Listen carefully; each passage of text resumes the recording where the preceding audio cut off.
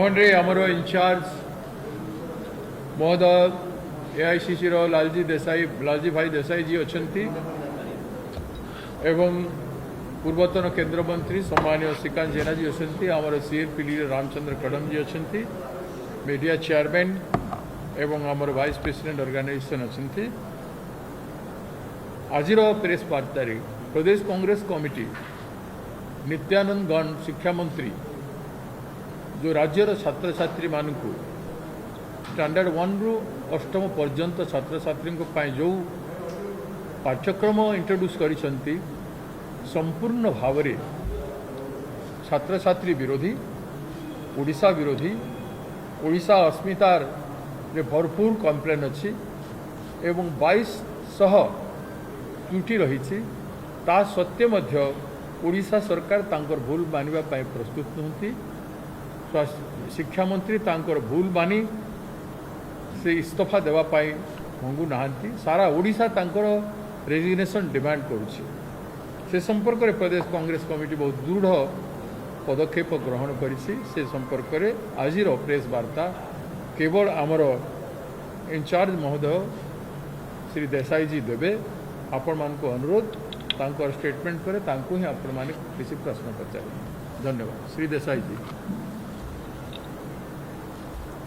धन्यवाद भक्तचरण जी आपका। मेरे साथ सीएलपी लीडर और सारे साथी श्रीकांत जी और हमारे सलूजा जी।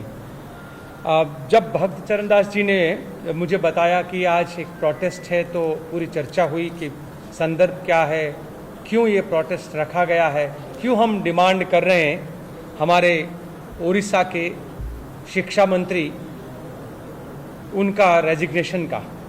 पूरी जानकारी जो नित्यानंद गौड़ जी जो है उनके बारे में जब से वो शिक्षा मंत्री बने हैं, मैं सिर्फ उनकी रेजिग्नेशन की मांग एक और उसके अलावा उसका जो बैकग्राउंड जो शिक्षा के संदर्भ में मुझे मिला है वो चर्चा मैं करना चाहूँगा आपसे।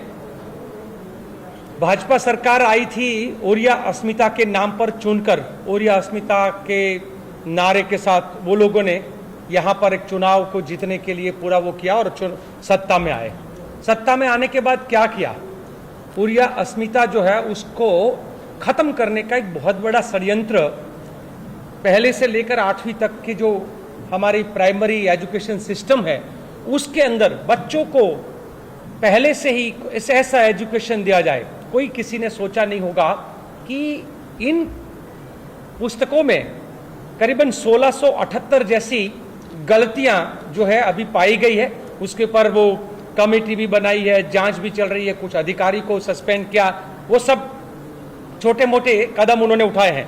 पर सबसे बड़ा चिंता का विषय हमें अभी ये देख रहा था कि यहाँ पर करीबन जो उन्होंने 3-4 एग्जाम्पल मेरे सामने आए हैं वो खुद बहुत चौंकाने वाले हैं कि कर्नाटका का लेजिस्लेटिव असेंबली का जो पिक्चर है वो उड़ीसा की असेंबली की जगह पर रखकर, तो क्या यहाँ पर जो पुस्तकें तैयार करने वाले लोग हैं उनको ये नहीं पता है कि ये कर्नाटका का है या ये उड़ीसा का है? क्या उड़ीसा के असेंबली को वो लोग नहीं देखे हैं, नहीं जानते हैं? वैसा ही बिल्कुल आप सब जानते हैं कि कोणार्क टेम्पल देखने के लिए देश भर से लोग आते हैं और काफ़ी लोगों के अपने वहाँ पर पोस्टर होते हैं जिस टेम्पल के, उसकी जगह पर हम्पी का टेम्पल जो है वहाँ पर वो दिखाकर एक तरीके से वो यहाँ पर ओरिया अस्मिता का अपमान कर रहे हैं। बिल्कुल वैसे ही उड़ीसा के जो न्यामगिरी हिल्स है वो नेटिव्स ऑफ डोंगरिया कौन ट्राइब का है, वहाँ पर वो लोग जो हैं क्या कर रहे हैं, वो कहाँ बता रहे हैं, बोले झारखंड में है। तो ये करना क्या चाहते हैं, हमारे बच्चों को क्या सिखाना चाहते हैं? एक तरीके से एक पूरी गलतियों का सिलसिला। दूसरी तरफ से मैं डेटा देख रहा था कि मुख्यमंत्री ने भी उन्होंने कहा कि पिछले यहाँ पर जो जून 24 से लेकर सितंबर 25 तक में 22 स्टूडेंट ने सुसाइड किया है। वही डेटा करीबन 2020 से 2025 के बीच में 72 का आता है। उसी तरीके से कई जगह पे SC ST बच्चों का सुसाइड करना, कई हॉस्टलों में सुसाइड होना। दो सबसे दुखदायक जो मैंने बात सुनी कि 6ठी क्लास में पढ़ रही बच्ची का गर्भवती हो जाना और 10वीं क्लास में पढ़ रही बच्ची का एक बच्चे की डिलीवरी करना। तो ये कहां पर है हमारी बच्ची है सुरक्षित?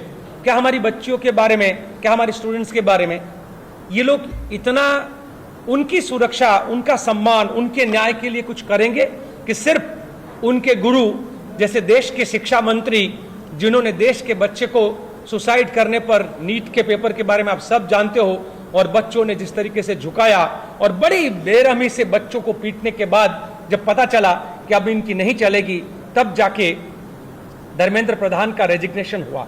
मुझे लगता है कि भारतीय जनता पार्टी का एक मनोवैज्ञानिक तौर पे हमें जांच करनी चाहिए कि जब तक हमारे बच्चों को पीटेंगे नहीं, जब तक हमारे बच्चे को परेशान नहीं करेंगे, तब तक उनकी बात को सुनेंगे नहीं। ये वाला जो उनका जो सोच है, वो सोच बदलने की जरूरत है।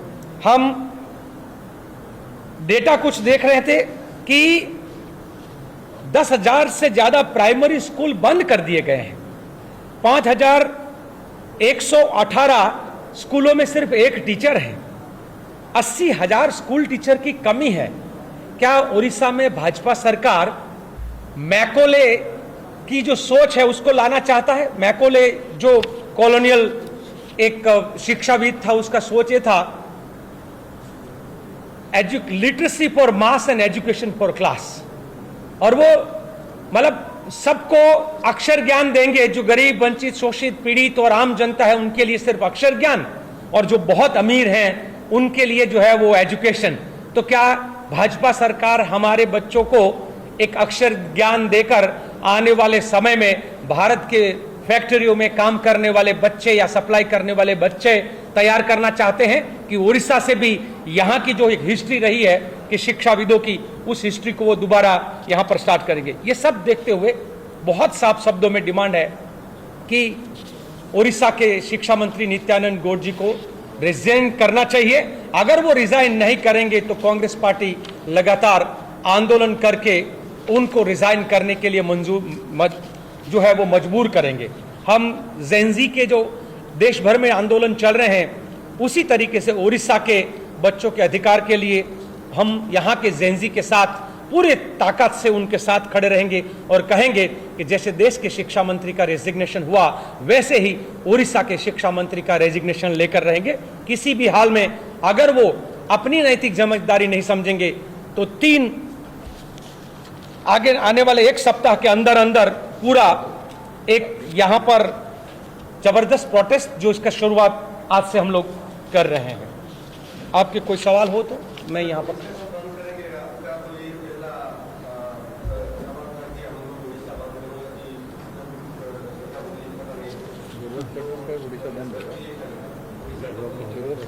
जरूरत पड़ने पर उड़ीसा बंद का भी ऐलान देंगे, और उसके लिए जो प्रिपेयरनेस जो करना है उसके लिए हम अपने अपने जिलों के संगठनों को अभी से तैयार रहने के लिए कहेंगे कि उड़ीसा की जनता की हर लड़ाई के लिए, और उसकी शुरुआत हमारे उड़ीसा के बच्चों के हक और अधिकार की लड़ाई से, उसी से हम लोग शुरू करेंगे।